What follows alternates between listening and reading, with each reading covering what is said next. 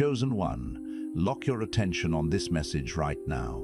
That feeling you have been carrying for the last few days, the one that keeps pulling at the back of your mind like something is unresolved, like someone is thinking about you, stop pushing it down. Because it is not paranoia, it is perception. There is a conversation happening right now that involves your name, not your reputation in the abstract, not some vague whisper in passing.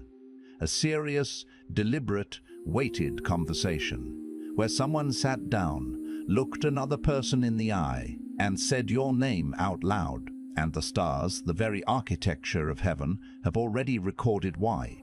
But here is what the enemy does not want you to understand.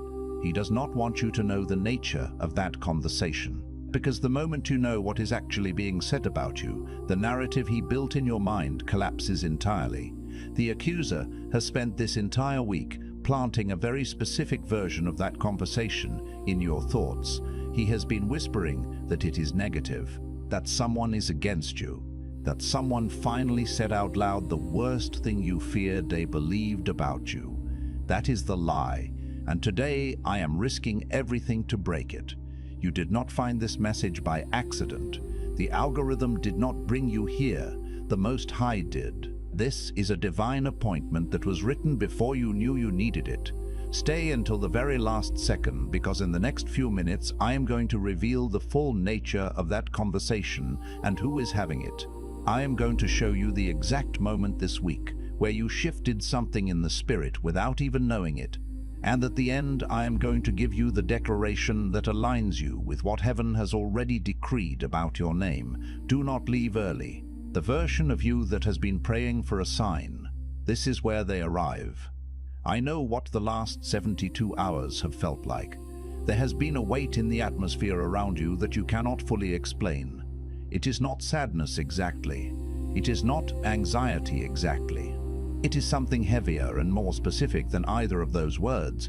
Maybe you found yourself going quiet in a room full of people this week, not because you had nothing to say, but because something inside you kept telling you to watch, to observe, to wait. Or maybe you woke up at 300 in the morning with an image of someone's face already in your mind before you were even fully conscious, and you lay there in the dark wondering what it meant, wondering if they were thinking of you in that same moment. Or maybe it was something even quieter than that. Maybe you simply felt seen this week in a way you could not explain, like eyes you could not locate were tracking your path with intention. That was not your imagination running loose. That was spiritual awareness announcing itself. You are floating right now in that suspended place between what was and what has been promised. And in that space, the enemy has been very busy. He has been whispering that the reason your name came up in that conversation is because of a mistake you made. He has been replaying a specific moment in your mind. Maybe the moment you went silent when you should have spoken. Maybe the moment you stepped back when you could have stepped forward. Maybe the moment you protected your peace instead of performing for someone else's comfort. The accuser has been telling you that was weakness, that it made you look small, that it is precisely why people are talking. But I need you to hear what the scripture actually says about this moment. Proverbs 22:1 says, "A good name is more desirable than great riches, and to be esteemed is better than silver or gold." Listen to what that promise is actually saying. Your name has value that was assigned before the conversation even started. The weight of what is being said about you was not determined by your last move or your last silence or your last choice to walk away with dignity. It was established in the spirit long before any room held that discussion. The enemy needs you to believe you are the subject of criticism, so you will shrink, so you will go back, so you will compromise the boundary you just set, or the silence you just maintained, or the door you just refused to reopen. He is trying to use the idea of that conversation as a hook to drag you backward. But here is the verdict. That conversation is not what he told you it was. The heaviness you have been feeling is not the pressure of judgment falling on you. It is the weight of recognition rising toward you. There is a difference, and your spirit already knows which one this is. Think back to that moment this week when you chose restraint, when you had every reason to react and you did not, when you had every opportunity to explain yourself and you stayed silent instead. When you walked away from something that would have cost you more than it gave you, you thought that was a loss. You questioned yourself in the car ride home or in the quiet of your bedroom that night, wondering if you had been too passive, too distant, too guarded. But let me reframe your reality right now. That restraint was not weakness, that silence was not surrender. That was a decree written in the spirit the moment you made it. That was the act that elevated your name in rooms you never entered. That was the move that started the conversation. The heaviness you feel is not punishment, it is preparation. It is the sensation of something significant settling into position. It is the weight that comes right before a door swings open so wide that you will never again question whether your name carries power. You are not starting over. You are not running laps around the same wilderness. You are finishing, and I need you to hear what I'm about to say before your mind tries to rationalize it away. Because the conversation happening about you right now, in the unseen, in the spiritual, in the very chambers of heaven, it is not casual, it is not coincidental, and it is certainly not finished. Some messages don't just inform, they activate. If something stirred deep in your spirit just now, you may be ready to receive the Chosen One's blueprint. This sacred guide reveals the 8 divine patterns behind your calling, your suffering, and your destiny. It also comes with the full audiobook, so you can absorb it during prayer, rest, or quiet moments with God. And for those called to speak His truth, you'll also receive Activating Your Prophet Mantle, a powerful bonus ebook for those carrying a prophetic assignment. The link is in the first pinned comment, but only for a limited time. Now let me tell you what's really going on. Most people spend their entire lives waiting for a sign, waiting for confirmation, waiting for someone to look them in the eyes and say, "You are not crazy. What you felt was real. What you sensed was true. What you've been carrying in secret is actually sacred." And the reason they wait so long is not because the signs weren't there. It's because they were taught, slowly, quietly, systematically, to distrust the very thing inside them that knows. They were schooled in the art of doubt, their inner knowing gradually dulled by the insistent whispers of external validation. This systematic erosion of self-trust creates a deep chasm, a spiritual deficit that leaves individuals adrift, constantly seeking anchors in a world that often feels unstable. The signs were never absent. They were merely obscured by the fog of learned self-doubt, like stars hidden behind a persistent cloud cover. That's the barrier.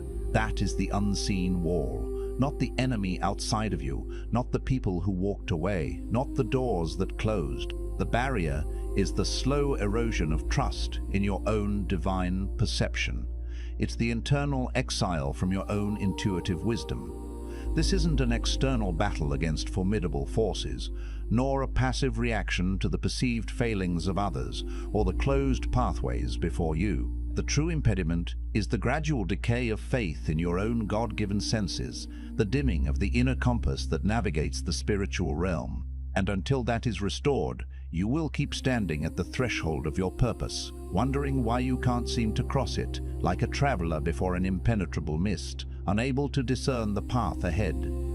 Think of Elijah, standing at the mouth of the cave on Mount Horeb. He had just called down fire from heaven. He had just outrun a chariot in the power of God. He had commanded the very elements, a testament to his divine connection and authority. And then one threatening word from one woman, Jezebel, a whisper of malice, sent him running into a wilderness, a desolate place reflecting his inner landscape, lying under a tree, asking to die. Not because the power left him, not because God abandoned him. His supernatural strength remained, a residual echo of divine encounter. But because his perception of himself had been shattered, his identity had fractured under the weight of a single threat, revealing the fragility of his self-image. He could see God's power operating through him and still believe he was the only one left. He could witness celestial intervention and still feel utterly alone, a solitary flicker in a vast darkness. Still believe it was over. The very prophet who had just witnessed the miraculous could not see what heaven already knew, that 7,000 had never bowed. 7,000 were still standing, a hidden army of faithful hearts, a testament to God's enduring presence. He just couldn't see them from inside his cave, his self-imposed sanctuary of despair. His internal vision was so clouded by his own perceived failure that the reality of God's unseen network was rendered invisible. And that cave is where so many of you are right now. Not in defeat, in hiding. There's a difference. Defeat means it's over, a pronouncement of finality, a closed chapter. Hiding means you still have something worth protecting. It's a strategic retreat, a place of preservation. And the Most High doesn't send angels to people who have nothing left, no spark remaining. He sent an angel to Elijah twice, touched him, fed him, ministered to his physical and spiritual needs, and then said, "Arise and eat, because the journey is too great for you." The path ahead requires sustenance, not just solace. Not too great for God, too great for you in your current state. This is the divine assessment, a compassionate acknowledgement of his depleted state. And that is the most compassionate thing heaven could say to someone mid-collapse. Not pull yourself together, a command that often falls on deaf ears when the foundations are shaking. Not, "Why are you here?" Well, he did ask that, a gentle inquiry into the heart of the matter. But listen to what Elijah said in response. He didn't give a spiritual answer, a platitude to mask his pain. He gave an honest one. He said, "I have been very zealous. I did everything right. I fulfilled my assignments with fervent devotion, and I'm the only one left." He perceived himself as the sole survivor in a spiritual war, a testament to his perceived failure. "And they're trying to kill me." The threats still loomed, magnifying his sense of isolation and impending doom. He was exhausted. The emotional and spiritual drain had taken its toll. He was disoriented. His inner compass spun wildly, unable to find true north. He had confused his loneliness for abandonment. The absence of visible support was interpreted as God's deliberate withdrawal. And God didn't rebuke him. He met him in his brokenness with tangible provision. God fed him and told him the truth. You are not alone, and this is not the end. The whispers of despair were met with the resounding truth of divine presence and an unfolding future. The conversation heaven was having about Elijah in that moment was not a eulogy, not a lament for a fallen hero. It was a commissioning. It was preparation for the next assignment, a divine recalibration for the road ahead. And the conversation happening about you right now, it's the same. It echoes Elijah's pivotal moment, a divine dialogue about your unfolding destiny, irrespective of your current perceived state. But here's where it goes deeper. The reason most people miss what heaven is saying about them is because they're listening to the wrong frequency. See, there are two conversations happening simultaneously in the spirit. Imagine the spiritual realm as a vast radio spectrum, filled with countless signals. One is the conversation God is having about your destiny. This is the celestial broadcast carrying the frequencies of purpose, potential, and divine orchestration. The other is the conversation your wounds are having about your worth. This is the static and interference, the distorted transmissions born from past hurts, fears, and insecurities, and they sound nothing alike. One says you are set apart, prepared, and about to be sent. It broadcasts clarity, potential, and divine endorsement. The other says you are too broken, too late, and too much of a risk. It transmits doubt, limitation, and self-condemnation. And the problem isn't that you can't tell the difference intellectually. Your mind can grasp the contrast, can analyze the differing messages. The problem is that one of those voices has been speaking to you for so long that it sounds like your own. The voice of your wounds has become so deeply ingrained, so intimately familiar, that it has usurped the authentic voice of your spirit, masquerading as your own thoughts and feelings. Stay with me, because what I'm about to share next is the part that breaks the cycle. This is the key that unlocks the prison of familiar falsehoods. The voice that sounds most familiar is not always the voice that carries the most authority.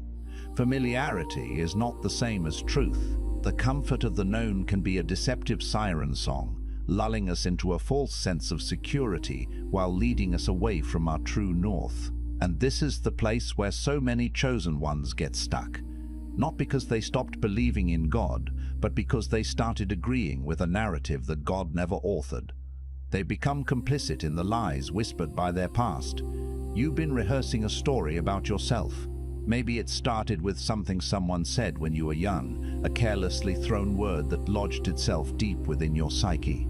Maybe it started with a loss that didn't make sense, a sudden void that left you questioning your place. Maybe it started the moment you began to sense something greater in you, a divine spark, and someone or something immediately showed up to dismantle it, to extinguish that nascent flame before it could catch fire, because that's how it works. The attack always comes in proportion to the assignment.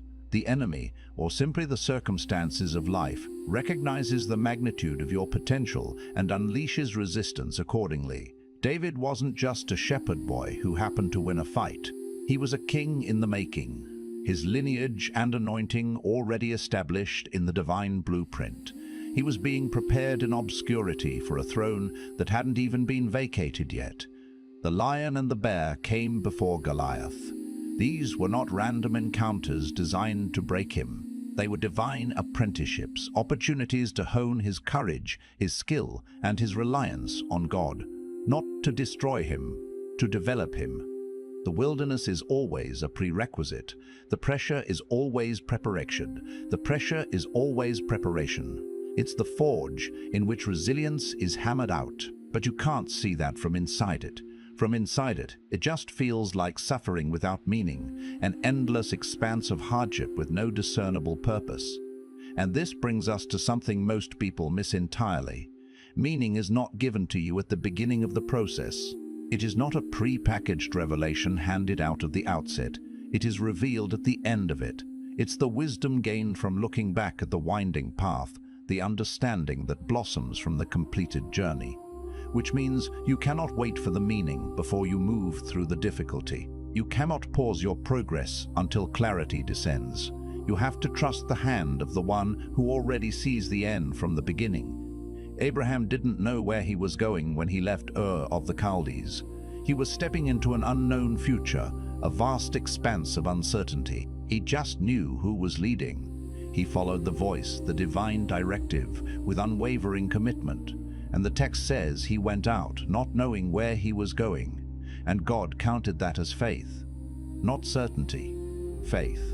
Faith is the currency of the spiritual realm, the substance of things hoped for, the evidence of things not seen.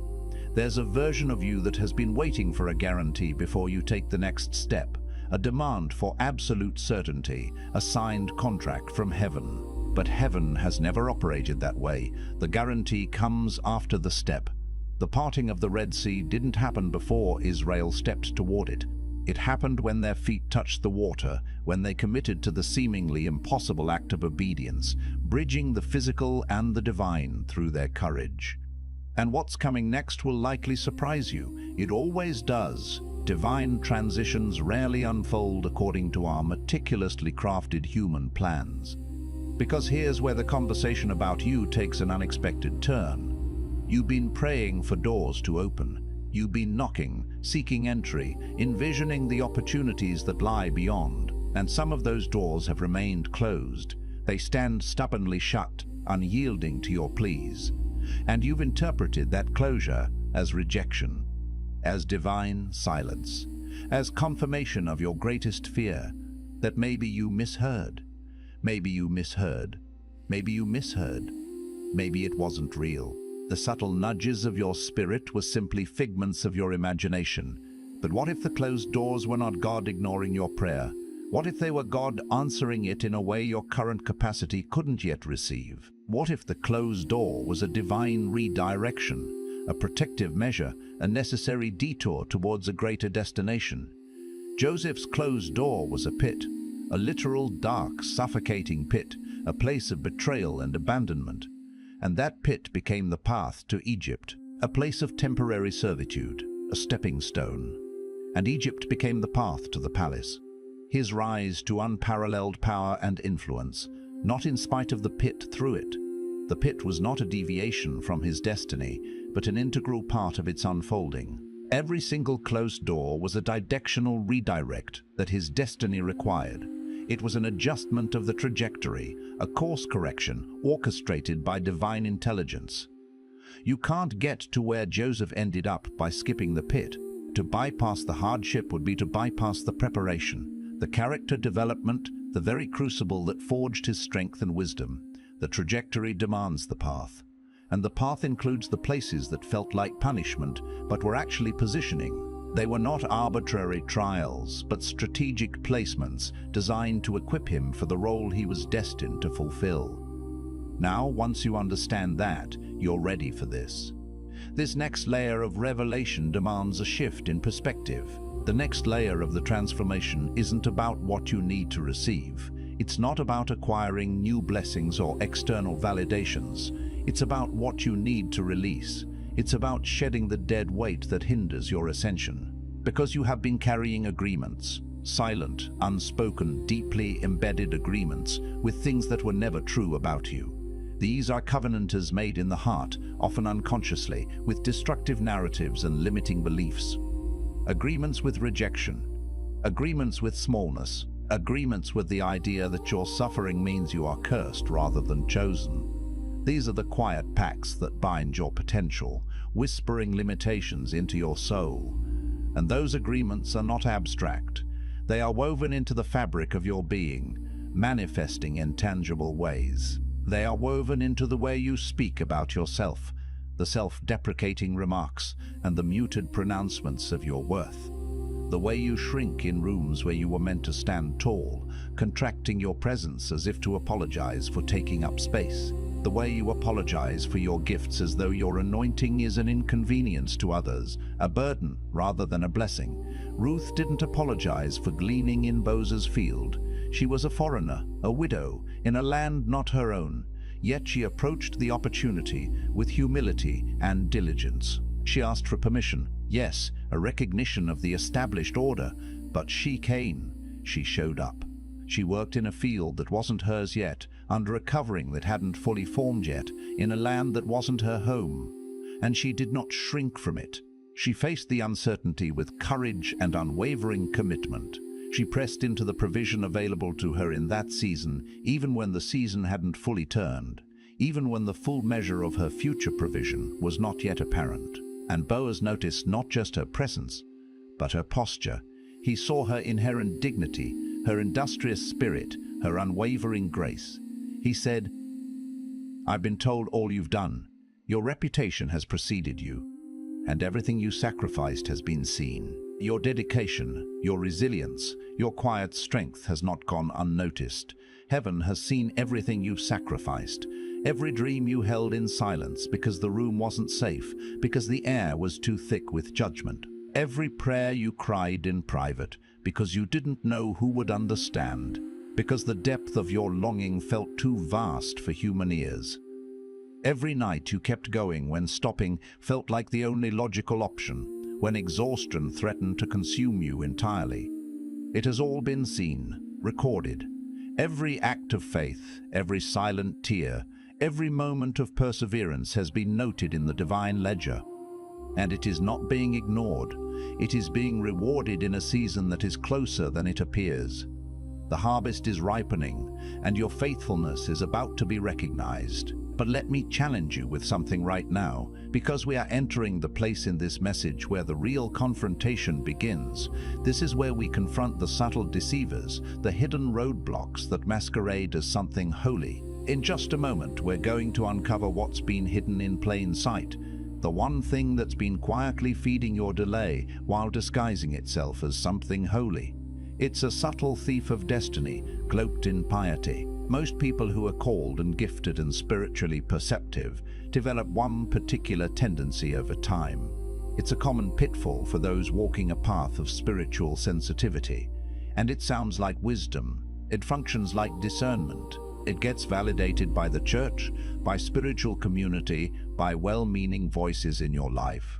It carries the weight of perceived spiritual maturity, but it is not what it appears to be. It's this, the tendency to wait in a way that has crossed the line from trust into avoidance. It's a passive stance that has morphed into a form of spiritual stagnation. You call it surrender. You frame it as yielding to God's will. but the Most High calls it hesitation, dressed in theological language. It's a holy excuse for inaction. You say you're waiting on God, but God has already spoken. His directives have been issued, His invitations extended. The question is whether you're willing to move with what He said, or whether you're going to keep building altars at the foot of the mountain instead of climbing it. You offer sacrifices of waiting, of petition, of contemplation, but you refuse the call to ascend, to engage, to step into the assignment.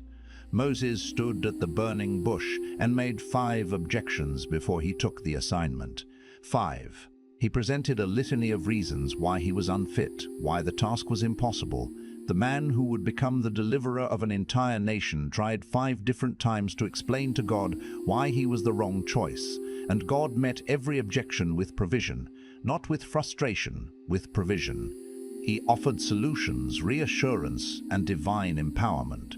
But there came a point where the text says God's anger burned against Moses, not because Moses doubted. God understood the weight of the task and the fear it invoked, but because Moses was using his doubt to stall. He was employing his perceived shortcomings as a shield against obedience. And there's something in you right now that God's patience has been waiting on. Not waiting to give you the sign you're seeking, waiting for you to stop demanding a sign and start walking toward the assignment He has already illuminated. He's waiting for you to move beyond the questioning and into the doing. Here's the part no one wants to hear, and this is the insight that changes everything. So stay with me. This truth can feel uncomfortable, like a necessary surgery that brings healing. The thing that has been blocking you isn't the enemy. It isn't your past, the weight of historical burdens. It isn't even the people who hurt you, or the system that overlooked you, or the delay that has stretched longer than it should have. Those are real, those are valid. They are tangible obstacles and emotional scars, but they are not the root. They are symptoms, not the source. The root, and this is the unexpected truth of this entire message, the root is a misidentified version of yourself that you have been protecting. There is an old identity built in the place of pain, a persona forged in the fires of adversity that has become comfortable to you, not happy, comfortable. It's the familiar landscape of your suffering, the known territory of your limitations. It's familiar. And the new thing God is asking you to step into requires the death of that old identity, not the suppression of it, not a mere modification, but the profound, unequivocal death of it. It requires a spiritual resurrection into something new. This is what Paul meant when he said, "I die daily." Not dramatic self-destruction, not a spectacle of suffering. Daily surrender of the version of yourself that was formed in survival mode. It's a moment-by-moment release of the self that was designed to just get through, because the person you became in the wilderness was built to endure the wilderness. They developed the skills of resilience, of scarcity, of protection. But that same person, if they don't evolve, if they don't shed that survival skin, will also sabotage the promised land, because the promised land requires a different kind of person. It requires someone who knows how to receive, not just endure. Someone who understands abundance and grace. Someone who knows how to lead, not just survive. Someone who can stand in fullness, occupying their divinely appointed space without apology, without waiting for an external authority to give them permission to occupy the space God already assigned them. It's about stepping into inherent authority and inherent worth. And once that clicks, and it may be clicking right now, a profound resonance within your spirit, everything shifts. The paradigm changes, the internal landscape transforms, because the conversation heaven has been having about you was never about whether you were qualified. It was never about whether you were worthy based on human metrics.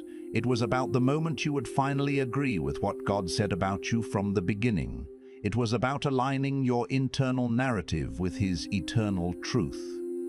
Before the wounds came, before the labels were placed upon you by the world, before the silence of unanswered prayers made you wonder if you were seen at all, the Most High saw you before you were formed, knew your name before you were named, etched in the very fabric of creation, wrote the chapters of your life before you lived a single day of it, Your story was divinely authored before you ever turned the first page, and none of what you've been through has changed that.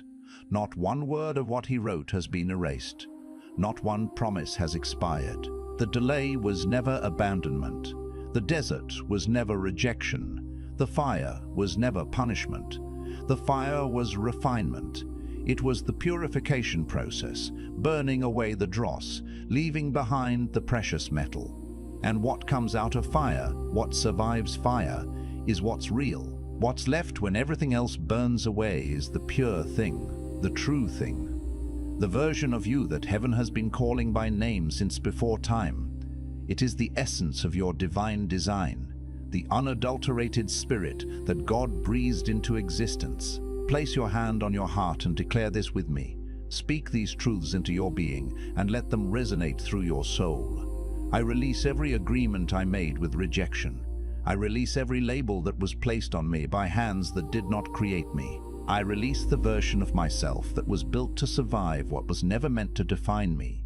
I step into the identity that was written before I was born. I trust the process that I do not fully understand.